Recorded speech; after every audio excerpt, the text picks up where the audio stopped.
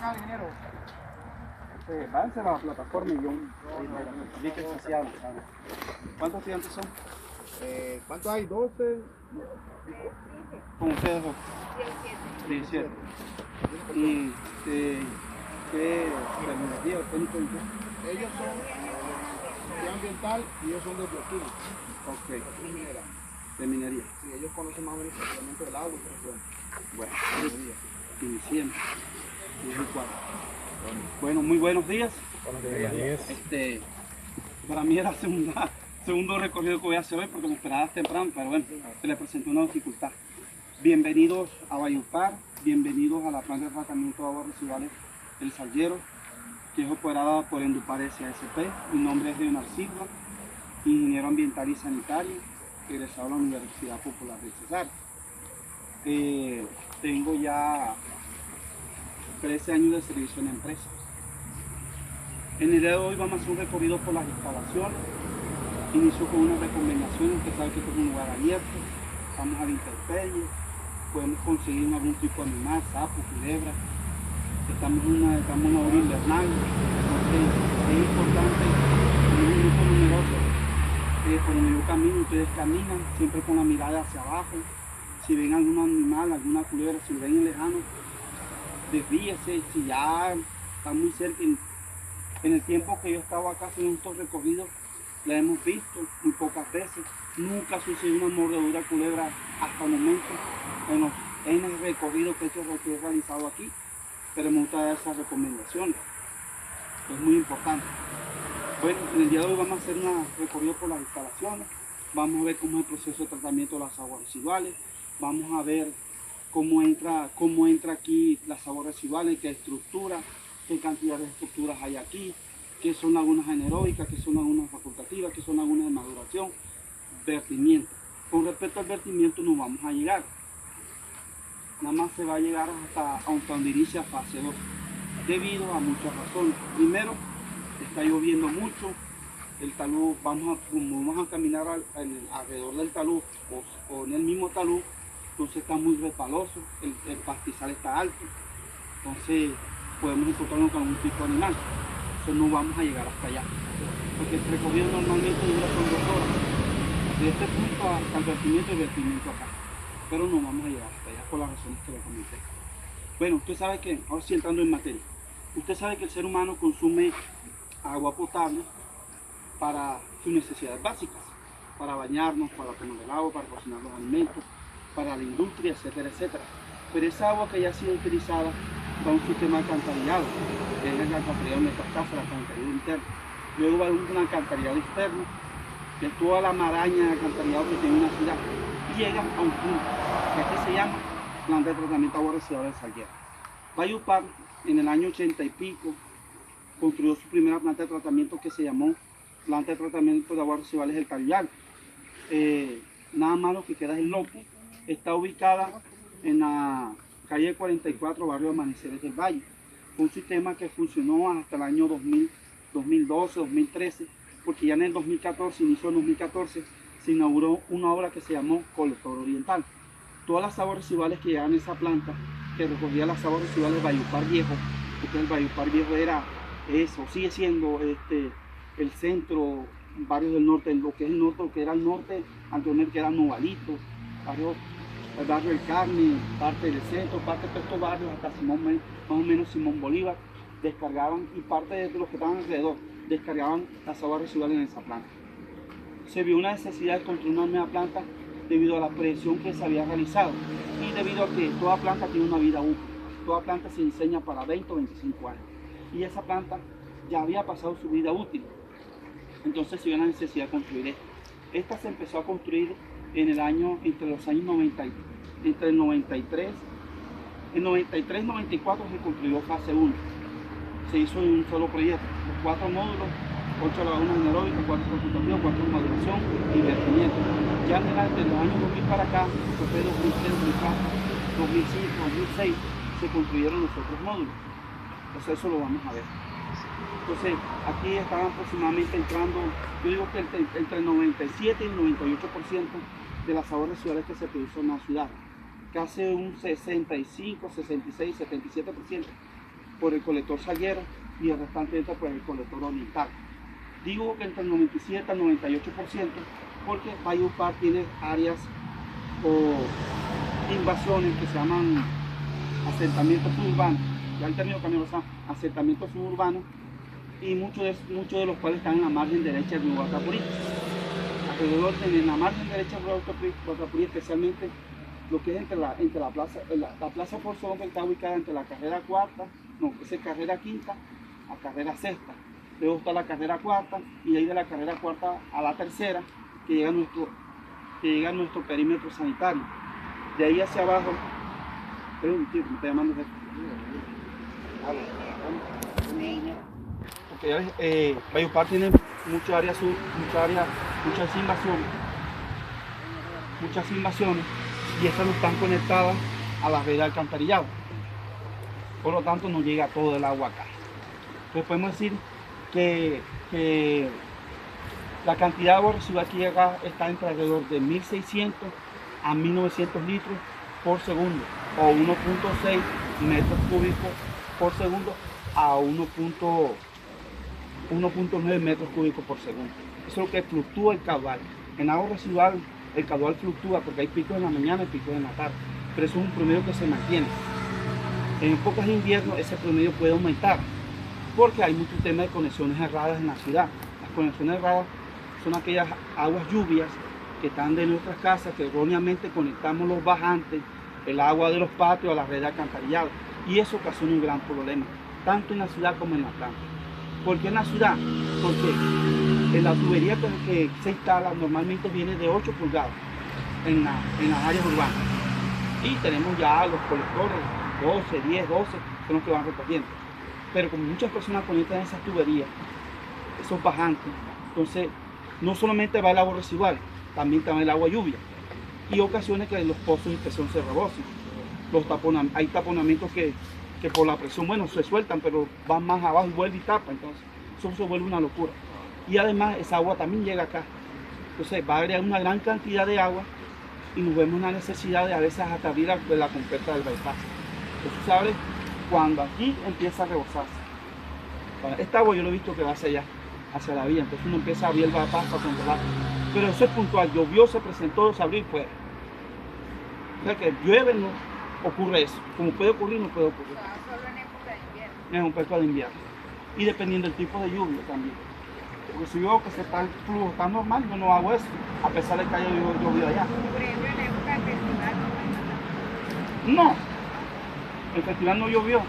Y el mismo prácticamente llegó aquí lo mismo. O sea, sí, obviamente que hay más personas. la demanda. Sí, claro, la demanda aumenta. Si hay demanda, aumenta el consumo de agua potable, y si aumenta el consumo, también aumenta el vertimiento de las aguas residuales. Aumenta la cantidad de agua que llega.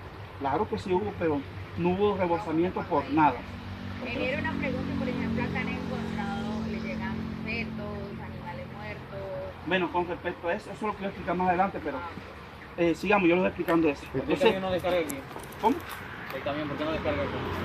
No, porque no fue autorizado. Además, eso es lo que está allá.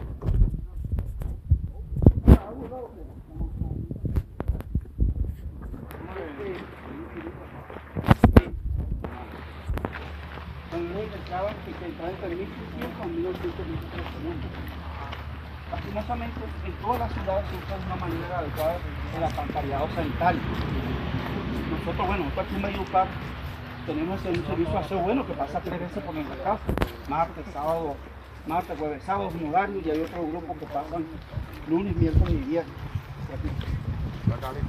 Pero hay muchas personas que utilizan la alcantarillado de una manera inadecuada. Echan cartones, bolsas, plástico, animales muertos, pañales, pañitos húmedos, y eso genera un gran problema, y más la grasa de los restaurantes. Y eso genera un gran problema. Cuando vamos a ver, un rebosamiento del pozo. Porque ese muchacho con las varillas, con el camión succionador a destacar, sacan una gran cantidad de pañitos húmedos en una bola de pañitos. Costras, parecen piedras pon, y esas cosas son de grasa solidificada. Entonces la gente, inclusive hasta yo he visto que han vertido de eso de aceite de carro, todo para acá, todo eso se ve aquí. Entonces se presenta un gran problema.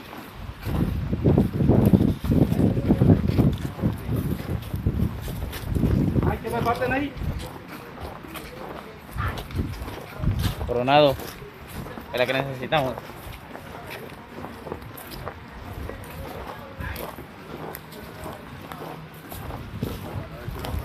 ¿Qué materia de usted, profe?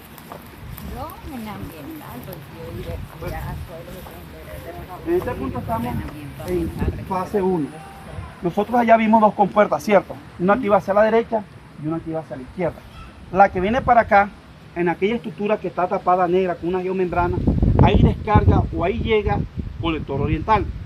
Yo les dije que más o menos el 30% de las aguas residuales entran por ahí.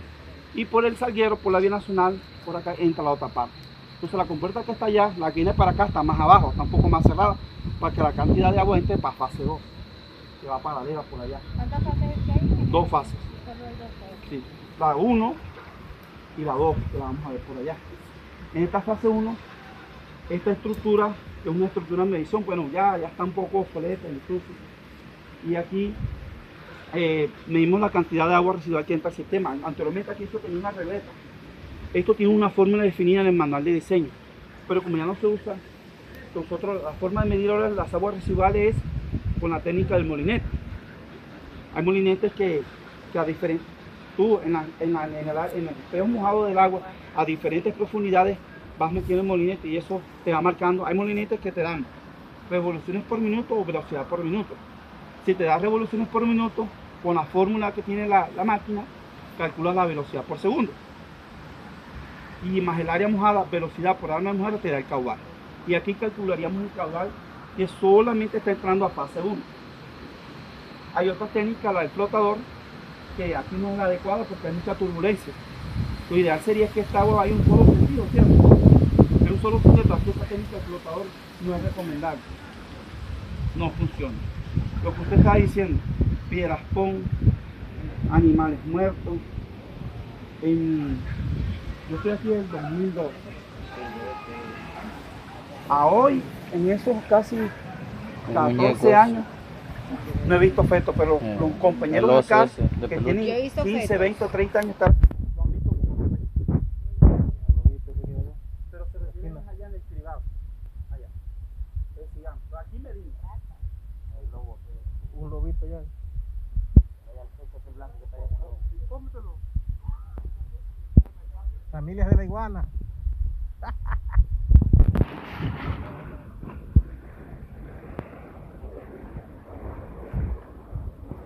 Esos lobos son familias de la iguana.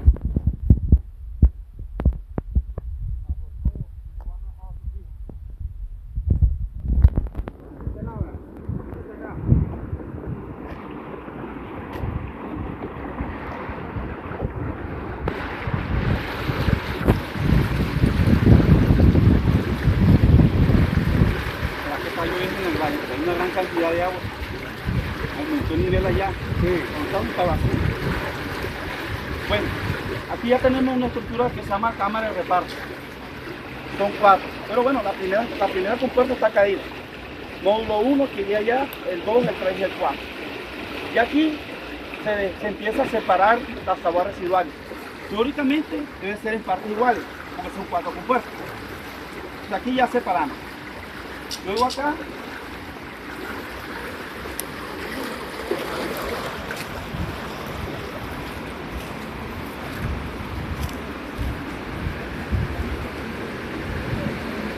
¿Cuánto tiene sobre profundidad?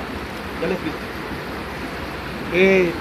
Entonces ya aquí, lo que usted preguntó, ¿qué hacemos con aquel? Eso técnicamente se define como sólidos suspendidos gruesos.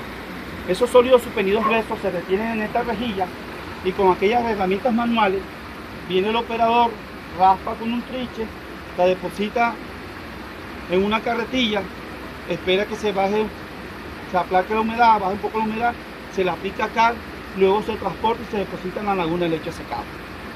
Ahí retiramos los sólidos suspendidos gruesos. ¿Miren? Y esta rejilla es una rejilla que hay dos tipos de rejillas, finas y gruesas. ¿Qué significa eso? Eso depende de la separación. Si la separación es muy pequeña, es fina, o sea que retiene más. Si la rejilla de entre las barras es muy ancha, es una rejilla gruesa, retiene menos. Esta rejilla debe ir, su ángulo debe ir en 45 grados en contra de la corriente. ¿Para qué? Para poder de una manera adecuada trabajar y raspar y sacar la sustancia. La caída del agua. Y allá atrás tiene un refuerzo, pero aquí ya estas están, hay que hacer un mantenimiento, está en proceso de mantenimiento. Luego pasamos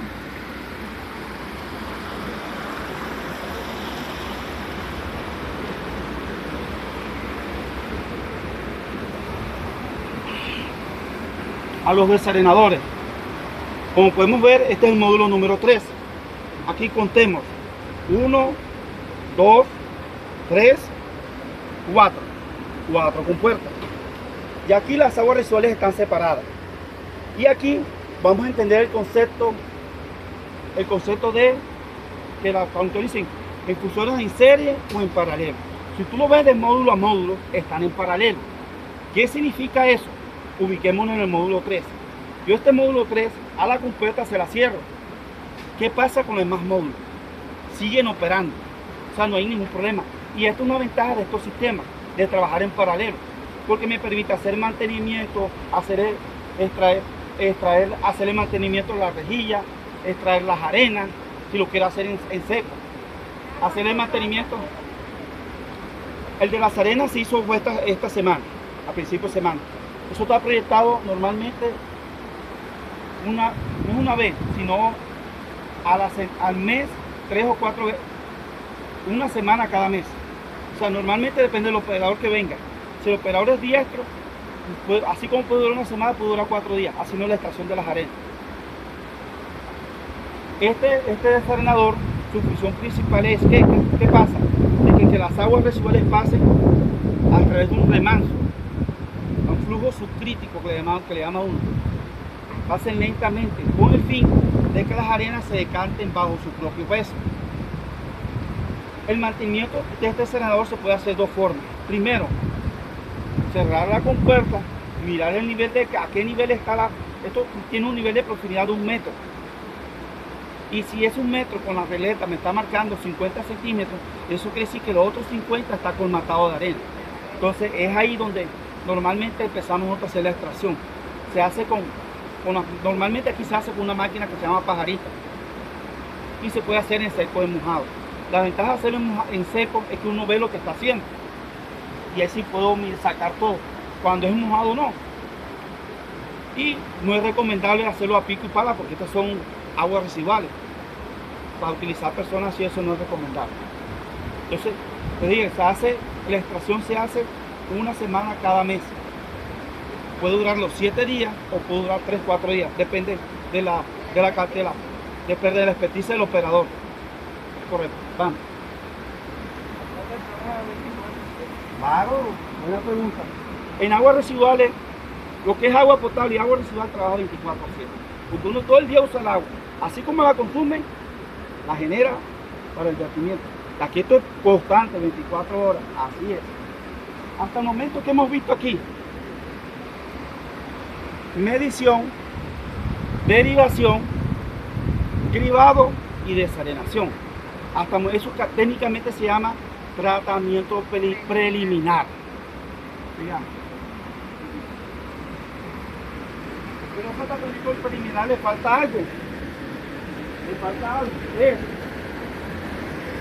Este sistema no tiene trampa. Yo no sé si el que la diseñó lo pensaría, no lo sé. Pero voy a usar el sistema de gráfico.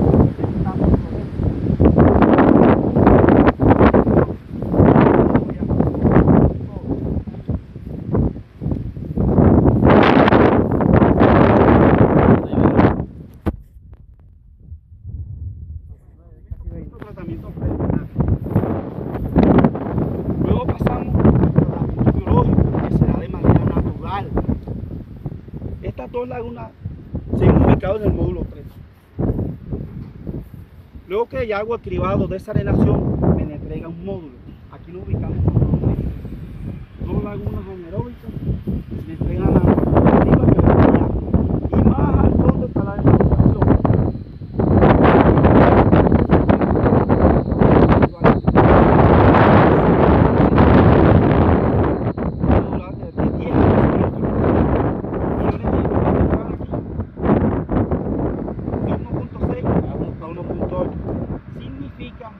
casi por un poquito más del doble de la capacidad de esta planta. Eso quiere decir que tenemos que ir pensando en otra planta.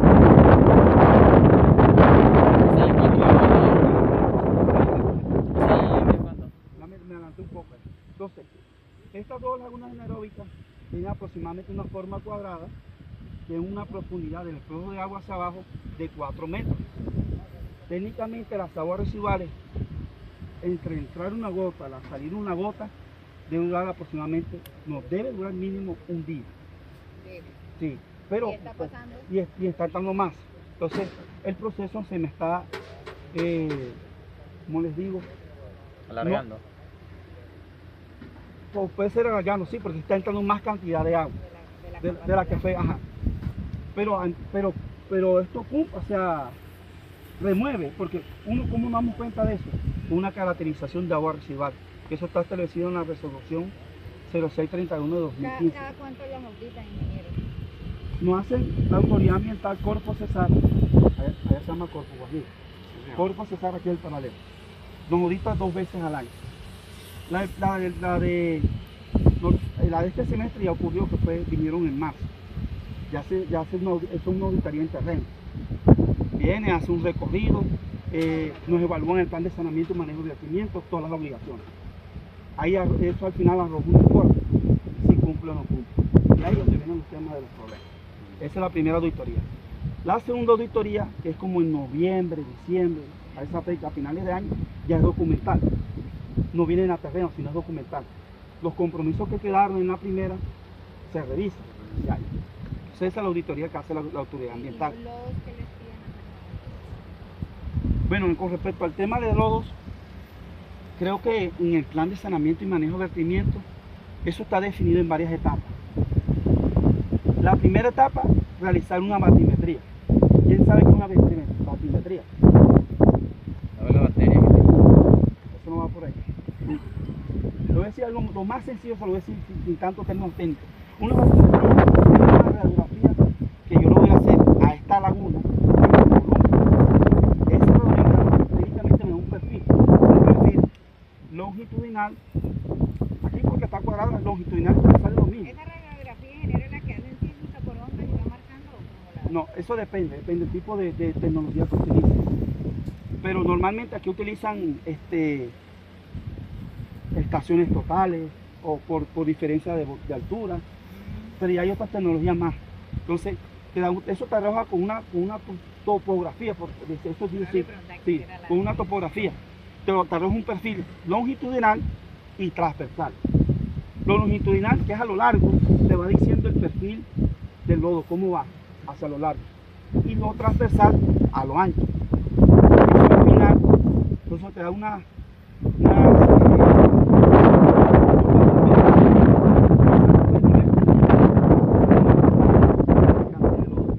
en el fondo.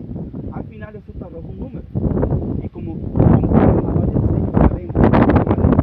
cada laguna, por diferencia, sé que Está en la cara. sé la cantidad. Entonces, y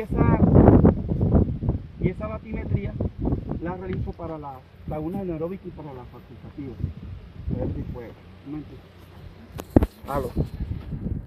De eso me estaban preguntando precisamente. Realizamos una batimetría y ya sabemos qué cantidad de lodos necesitamos extraer de las lagunas anaeróbicas y de las facultativas.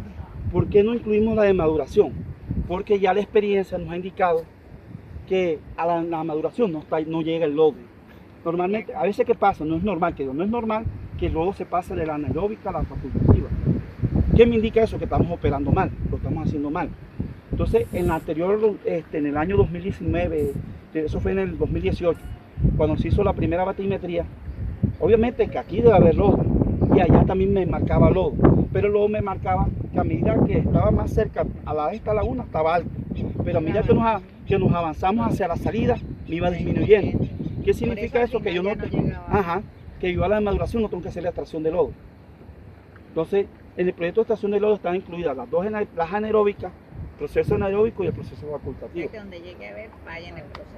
Es que estamos fallando porque está llegando a la facultativa. Ok. Pero también hay que entender que yo en esa época, cuando se hizo ese proyecto, no habían hecho esa extracción, no tenían O sea que ya había registro lodo histórico. O sea, ya tenía años está así. antes. O sea que ya había lodo antes. Ujú. Y ahora para este año vamos a hacer la batimetría, el otro año vamos a hacer la extracción de lodo. Ya está proyectado para eso. Entonces volvemos al tema. Luego que las aguas residuales demoran aproximadamente un día, se hace un proceso de remoción de la materia orgánica. Técnicamente se debe remover en esta laguna el 60% de la materia orgánica. ¿Qué químicos utilizan? para Aquí no ayudar se al utiliza proceso? ningún químico. Aquí no se utiliza ningún químico. Esto es un proceso natural de retención con tiempo. Ningún químico se utiliza. Aquí se están utilizando, en una época en el 2023 se utilizó un proyecto que eran unos catalizadores que se aplicaban en las aguas residuales para que potencialicen y agilicen los microorganismos para que degraden la materia orgánica. Ingeniero, ¿no han hecho bioremediación o fitorremediación? No. Eso también es de manera natural. Mm. Y en los lodos los trabajan fuertemente. Entonces, al final, ¿qué produce toda esa degradación de la materia orgánica? Es el gas, es olor, el biogás.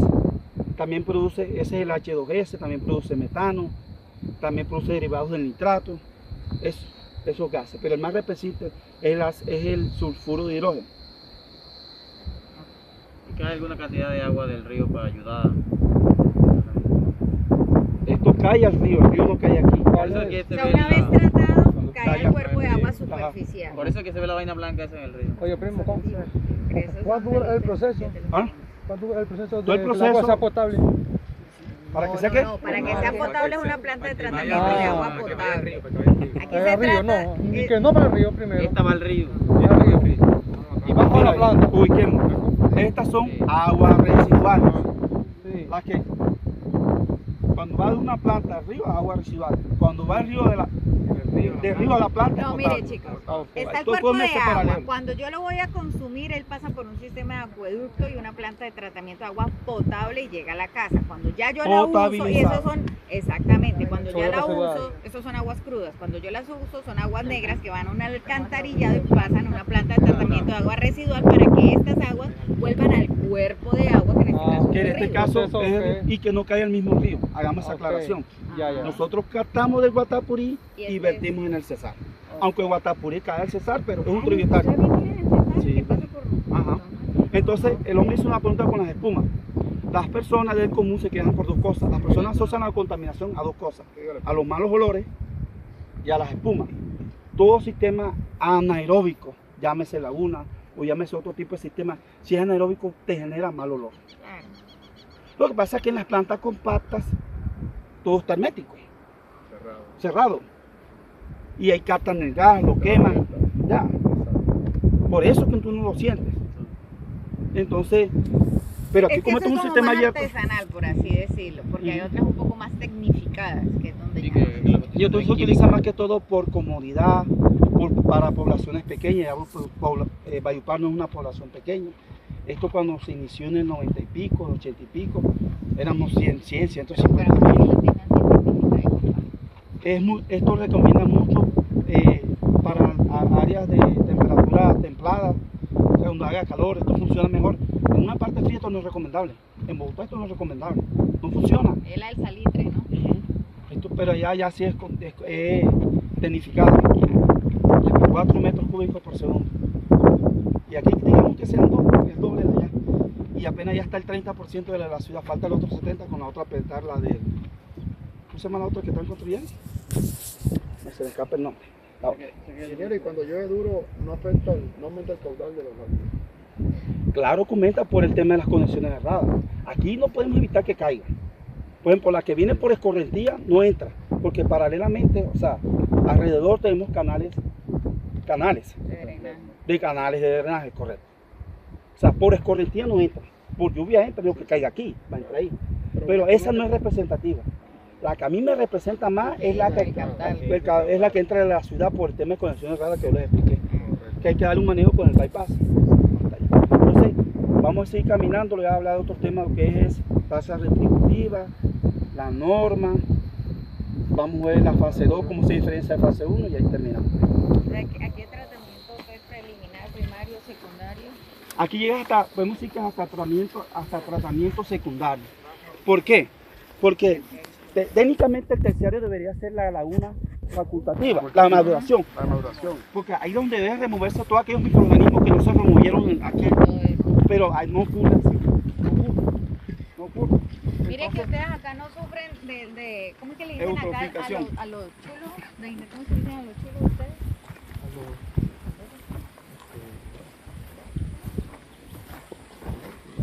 Sí, los chulos. Sí, le dicen los chulos. Sí, aquí también dicen los chulos, las aves negras de carroña. Eso. Los gallinazos, Eso, los bolero. chulos, gallinazos, boleros. Bueno, pero acá no llegan, ¿no? No llega. En cambio para allá sí. Lo que pasa es que aquí, eso sí, aquí se para constantemente limpiando, aunque hay cosas que fallan, no lo puedo negar. No puedo negar. Pero aquí lo que ve uno siempre en la naturaleza, eso me indica a mí que no está tan mal. Ajá. Pero la gente eso no le cree. Pero es que hay un problema en los bioindicadores, ingenieros, porque es que de acuerdo al cambio climático, todas las afectaciones los animales han venido adaptando a eso también. Pues, claro, se adaptan al cambio. Entonces estos bioindicadores, por eso es que uno a veces se confunde un poquito. Sí. Como le venía comentando, entonces, luego las aguas residuales pasan a la laguna facultativa, allá duran 3-4 días más. La facultativa se diferencia de la anaeróbica por su área, por su extensión y además por su profundidad. Esta tiene 4 metros la anaeróbica y la facultativa tiene 1,5, según el manual de diseño. Allá es tratar de, cuando ya se remueve el 60%, teóricamente, allá debe aumentar la remoción. Y al final de la última laguna, esa fue pensada para remover microorganismos patógenos. Está pensada como un terciario, pero en algunas ciudades no es así. Tiene que ser un proceso muy bueno para que ocurra eso allá. O sea que cuando ustedes la visten en el cuerpo de agua hay una remoción de qué porcentaje. Bueno, anteriormente, en el decreto 1594-1984, hablaba de porcentaje de remoción. Eso cambió con la última norma, con la resolución 0631 del 2015, la de vertimiento. Esa resolución no me indica grado de porcentaje de remoción, lo que me indica a mí son límites permisibles. El límite permisible va por parámetros. En tasa retributiva, los parámetros son, para una vez meter el tema ahí, DBO5 y sólidos suspendidos estatales. Esos dos parámetros son en la norma. Estos sistemas de tratamiento, los que vierten directamente un cuerpo rector de una empresa de servicios públicos, porque está definido por una empresa de servicios públicos, que es el artículo 8, columna número 3, pero tienen 70 miligramos litros por cada. Sí, ese es el límite permitido Veamos. para cada uno, y es independiente. 70 miligramos litros. 70 miligramos litros. En el vertimiento yo creo que está igual o por debajo de ese parámetro. Entonces la pregunta es, de los 54 parámetros que tiene la norma, ¿qué pasa si cumplo 53 y dejo de cumplir uno? Esa norma tiene esa ambigüedad, porque si yo casi estoy cumpliendo con todo. Además, esa norma también tiene algo que está mal, el tema de los microorganismos patógenos. Nada más me dice, los coliformes, míralos, más no tiene límite permisible. O sea, no me está O sea, yo limitando. lo estoy midiendo, pero no estoy asegurando si estoy Sí, cumpliendo así lo es. que estoy Ajá, midiendo sí. o no. Sí, porque no tengo un límite permisible. Porque así es la norma. Así es la norma. Entonces, estos sistemas de tratamiento lagunares fueron diseñados prácticamente para remover materia orgánica. Materia orgánica. No pensaban que iba a llegar. En todo caso.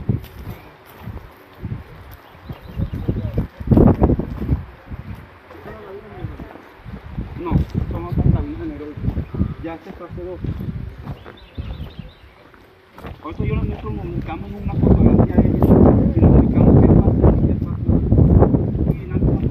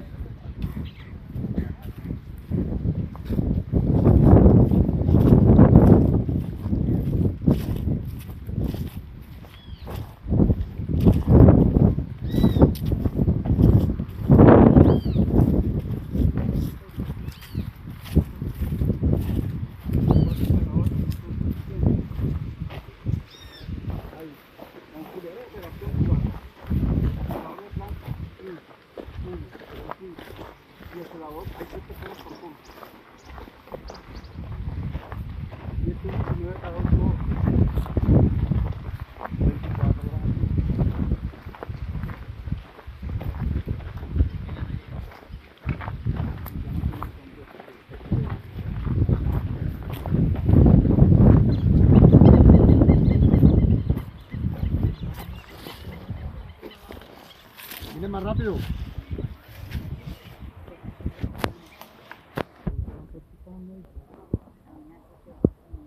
Vamos, que los niños tienen compromiso, vengan. Ven, entonces nos vamos a ubicar aquí. Queremos todo. El punto azul somos nosotros. ¿Ven la franja de separación, que es esta franja de árboles? Lo que está a mano izquierda por donde entramos es fase 1. Y lo que está a mano derecha, que es el módulo 5, 6, 7 y 8, es lo que está a mano derecha. En total hay 16 lagunas anaeróbicas, 8 facultativas y 7 de maduración. Porque el módulo 8, que es el último, el que está más próximo allá, no tiene laguna de maduración. Ya no se va a hacer. ¿Por qué ya no se va a hacer? Ahí entra el tema que estaba preguntando de la nueva planta.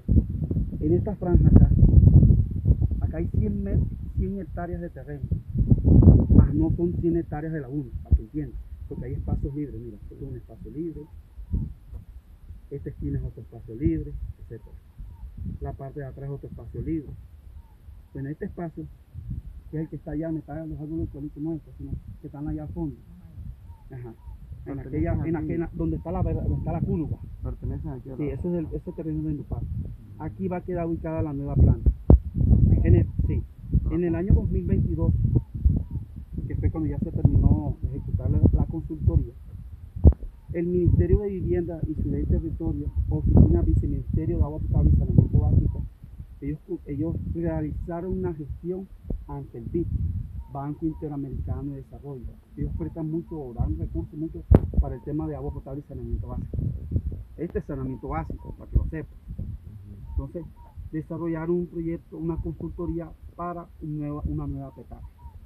Y eso ya está, esa consultoría llegó a fase 3. ¿Qué significa fase 3? Que ya tiene diseño de detalles y presupuesto. Prefactibilidad, factibilidad y diseño de detalle y presupuesto. Ya eso terminó, ya hacemos. ¿Qué planta vamos a construir? ¿Para qué caudal? ¿Qué tipo de planta? Y ese estudio también contempló el pasivo ambiental. Esto es un pasivo ambiental, porque en el caso que yo voy a construir la planta allá, ¿qué voy a hacer con esto? Ese proyecto también arrojó ese estudio de pasivo ambiental. Aquí se van a construir dos grandes lagos. Pero para hacer esos dos grandes lagos, son 1000 veces de lagunamiento, porque dos grandes lagos, tengo que hacer ellos hicieron un estudio de suelo. Y ese estudio de suelo nos arrojó que la contaminación está hasta más o menos hasta los 3 o 4 metros de profundidad. Ya que está en un horizonte ya casi 20. No, sí 20. No, sí, sí. Los horizontes del suelo. Bueno, casi 3 o 4 metros. Y van a hacer una extracción de esa capa entre esos 3 y 4 metros de profundidad. Estoy hablando del fondo de la laguna, no del fondo, hacia abajo, 3 o 4 metros. Y esa gran cantidad de tierra que van a sacar, lo van a ubicar en aquel estudio y van a hacer una gran zona. Es una zona la zona de acumulación de lodo local. ¿Qué significa más o menos así? Un gran zona. Y ahí, no sé qué más le van a, me imagino que van a tener que construir infraestructura para recoger, como esto por ahí es secando, recogiendo aguas residuales, conectándolas acá, etc. Y el gran lago. En la parte de atrás, que ya en la parte de atrás nos delimita el río. Ahí, no puedo no. Pues no es porque esté lejos, sino que porque hay mucha maleza, está muy alto aquí para allá. Y no puedo ver donde estoy caminando. La lluvia también. Sí. Entonces, en la parte de atrás van a hacer una franja de árboles también. A eso voy. Entonces, y ese proyecto está ahí. Ya la gobernación del Cesar, con su empresa Aguas del Cesar, el proyecto no estaba radicado en el ministerio. Ya, pues, el proyecto era de BID, hablaron con el BID, se les entregaron y ya lo radicaron en el ministerio. Vamos radicos para que esto claro. Vamos a ver qué pasa para hace unos años. Ojalá que en la próxima vez cuando venga. La planta nueva. Pero, ¿quién me preguntó por el lado? ¿Cuánto vertimos allá? El hombre. Excelente pregunta. Yo le dije que aquí estaba entrando entre 1600 a 1800 al desierto, litros por segundo.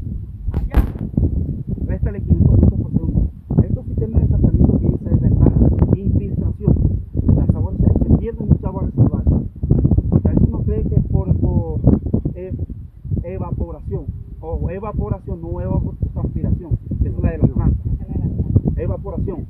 Uno pensaba que por evaporación también se pierde mucho mejor en filtración. En la salida, más o menos estamos entre 1200, 1300, 1400. Se están perdiendo alrededor de 300, 400. Sí, pero como se han ido robando, y la gente se mete y roba, entonces, quizás solo así, efecto ballenas, ¿no? Se sopló por los gases. Hay que hacer un mantenimiento a este módulo. Pero pensando en la nueva planta, ¿para qué invertir? Meteríamos cosas básicas, mantenerla limpia y esas cosas, pero ya pensando en una nueva planta, es como que me diga a mí, construye usted la laguna de maduración del módulo 8, es costoso. Si yo tengo un proyecto que está a puerta, porque ya tengo el diseño, tengo todo, bueno, falta cuestión de recursos, pero yo no creo que eso se vaya a perder. La nueva planta va a ser un poquito más moderna que esta. Un poquito no, va a ser moderno, porque esto no es moderno. Es artesanal. Sí, esto es más artesanal, es correcto. Porque aquella sí va a consumir energía, va a consumir equipos. Prácticamente cuando uno ve la planta de tratamiento de agua residual es muy parecida a una planta de tratamiento de agua potable, tiene casi el mismo proceso. Porque es una planta de electrofloculación, filtración. Electro es energía, cada energía cuando un coagulante para que se realice las partículas, se forma el coagulante y pasa a través del proceso de la filtración. Es parecido, es casi para agua potable. ¿Cuál es la diferencia? Que uno aquí en agua residual, Agua negra, otra agua oscura. uno al final el agua ya la tienes clarificada, pero no está potable. Si le aplicas el proceso terciario, que es una refinación que le llamamos aquí, que sería, si yo le aplico para potabilizar algún coagulante o un químico para coagulizar, ¿cierto? Pero como en Colombia las aguas residuales no se pueden reusar para consumo humano porque está prohibido, o para otros tipos de cultivos que no, por ejemplo, los cultivos para coger un agua residual no es recomendable. No es recomendable. Pero diga que por aquí para la agua residual,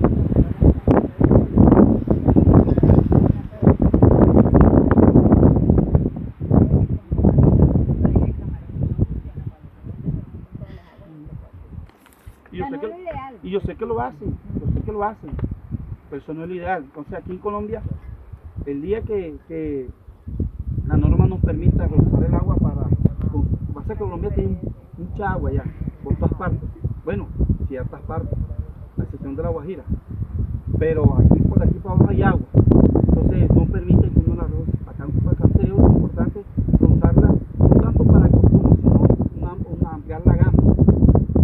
Para cultivos que no son de cualquier, pero árboles maderables, o para pasto, siembras de otro tipo de cultivos. ¿Cuántos metros está el agua del puente? ¿Cuántos metros? No, eso está entre aquí y acá está menos de 100 metros. Entonces, mira, esta es la estructura, gracias por la foto. Esta es la estructura por donde sale por aquí, estas son las escalinatas de aireación. Esto es un proyecto del 2018 que se inauguró con el FONAN. Este es el Fondo Nacional Ambiental. Ese recurso lo trajo por Paisaje a través del FONAN. Se construyó esta planta. No es planta, es un sistema de aireación. Es una estructura física puesta. Y son unas escalinatas. El agua sale y se va aireando. Y si se va aireando va tomando oxígeno. Entonces el oxígeno que sale arriba de fase 2 es muy diferente al que llega abajo, porque aumenta el oxígeno. Pero ¿qué pasa? Aumenta esa gran cantidad de humo. Y esta estructura aquí que no se ve casi, no puede ampliar porque son las estructuras. Y esa es. No amplía más. Aquí está la estructura vieja, que es una pendiente, que es un canal, una pendiente. Por ahí sale las aguas residuales de fase 1. Y esta foto es de verano. En invierno esto sí no se va a lo ancho, porque ya el río tiene un gran caudal, tiene un gran estiaje y la espuma es menor. ¿Y llega con algún olor allá también? Ahí siempre se perciben olores porque es que ahí hay caída. Pero más o menos. Claro, es menos proporción. Entonces, ya vimos dos cosas, que la gente se queja por las espumas y por los malos olores. Ya. Y Ahí falta hablar algo importante, el tema de la tasa retributiva. Toda persona que vierta a un río, al suelo, bueno, más que todo un río o un lago, paga. Y eso se llama tasa retributiva.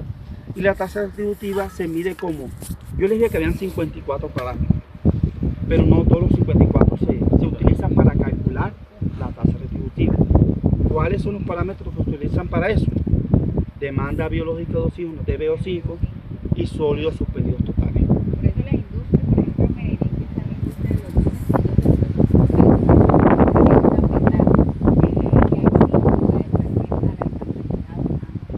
Entonces usted tiene que cumplir la resolución con la 0631. Y depende de los artículos, si casi en el 15, en el 16, en el 17. Porque el que empezó en esa resolución lo empezó por sistemas productivos. Es un sistema productivo, el de la fábrica de jeans. Entonces el de los jeans tiene sus características. Entonces para uno lo busca en la norma, si uno no sabe, uno va al final en el anexo, ahí aparece. ¿Qué artículo aplica para qué sistema? ¿Para qué sistema? ¿Para qué industria? Y de una vez lo encasilla, entonces ahí aparecen los límites permisibles y los parámetros a caracterizar. Ecopetrol, que es una refinería, nosotros veíamos por proceso tienen plantas. Claro, porque o sea, hay muchos procesos, hay varias industrias dentro de la misma. Exacto. Hay varias industrias dentro de la misma. O sea, o sea que aplicaré una planta diferente. Bueno. Claro, Muchas gracias. Hubo claridad en el proceso. Primero que tomaron apuntes para el informe. Pendientes y están